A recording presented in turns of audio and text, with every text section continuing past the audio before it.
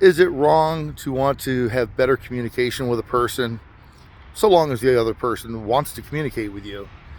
I don't think so. Let me provide some context. Screenplay, I'm going to speak to you. Screenplay, you are a very regular commenter on my videos. You and I have had hundreds, if not thousands, of back and forths. You comment and I respond. I've been very courteous with you for the longest time. Yes, I have gotten short with you because you tend to exasperate me, and I find you to be incredibly difficult to talk to. You love to resort to, oh, if you're afraid of something, or I hope you can learn and you can overcome that. You talk down to people, me particularly, and that's normally tolerable. But I decided recently, maybe I just need to reach out. Maybe the limitation of the YouTube comment section is keeping us from communicating effectively. So maybe he and I should just have a phone conversation. So I offered that we could speak on Facebook Messenger, and I would have offered you my cell phone number if you had felt comfortable enough talking to me on Facebook Messenger. There would have been no risk to you. The risk is all mine. But you declined or didn't want to do that. So I rescinded the offer. Then, as usual, you decide to insult me and act as though I'm afraid to have the conversation chronicled in public on YouTube. No, I just wanted better conversation. I wanted to hear the sincerity of your voice. I think every human being knows that having a face-to-face conversation can be far more productive than just writing messages back and forth. Sometimes messages are better, but sometimes, most of the time, it's best to talk with a person. But you like to act like I'm afraid to talk to you. Dude, it's what I do. I talk a lot. You think I'm afraid to share my opinions?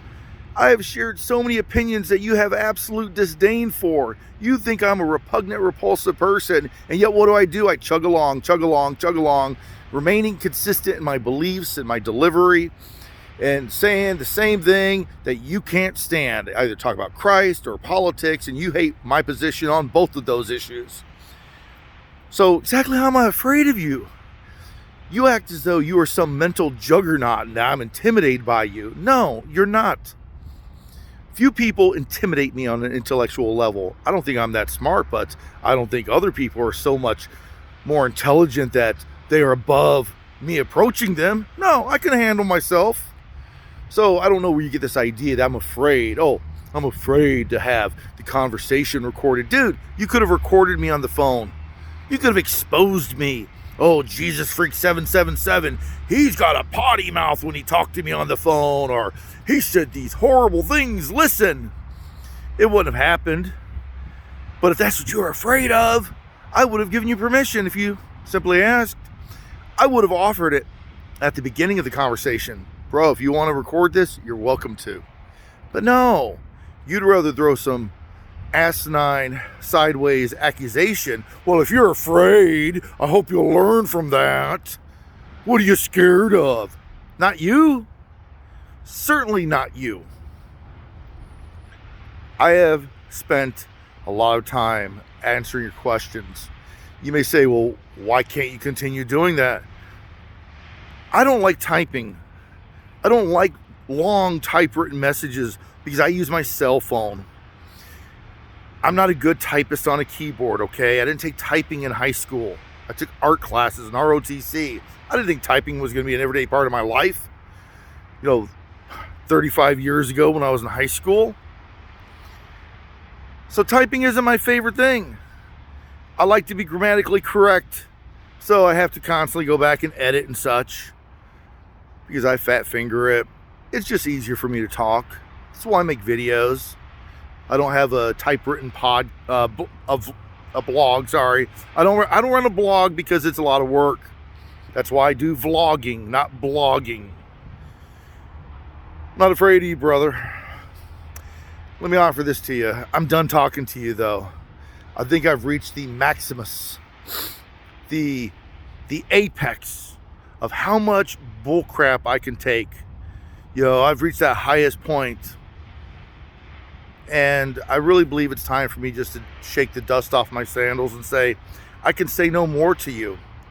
I cannot educate you. I cannot lead you. And that's okay, because you certainly don't seek it.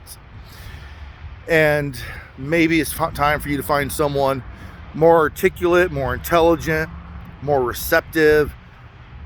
That's fine. I'm not going to block you, but I'm going to do everything in my power to just not respond to you. And you're just going to have to deal with that.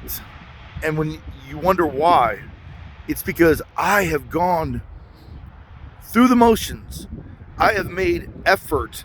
I have made an offer to speak to you, to give you some of my free time to actually speak with you on a phone or via Facebook Messenger, the voice system. And you think that I've got something to hide. That makes no sense. Makes no sense. And before you say, well, how am I going to record it? There's tons of apps you can go. Just go to Google Play Store or go to Apple Store. There's tons and tons of apps that will record both sides of the conversation. But the offer from my end is rescinded, because you don't want that. You just like to, as I said in a previous comment, jeer from the gallery.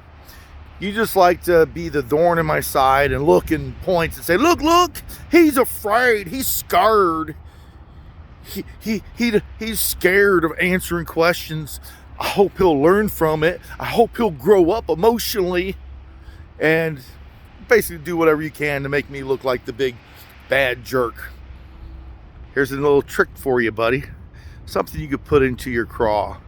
I truly don't give a damn what you think about me. I care whether you die and perish in hell. That's what I care about. I care about that. You can hate my guts. It's fine. Once you realize that, then you'll maybe understand that my concern for you is spiritual. I don't care if you hate me. I care about you. And if that bothers you, oh well. God bless. Good luck with your life. Don't say I didn't try, because I've tried.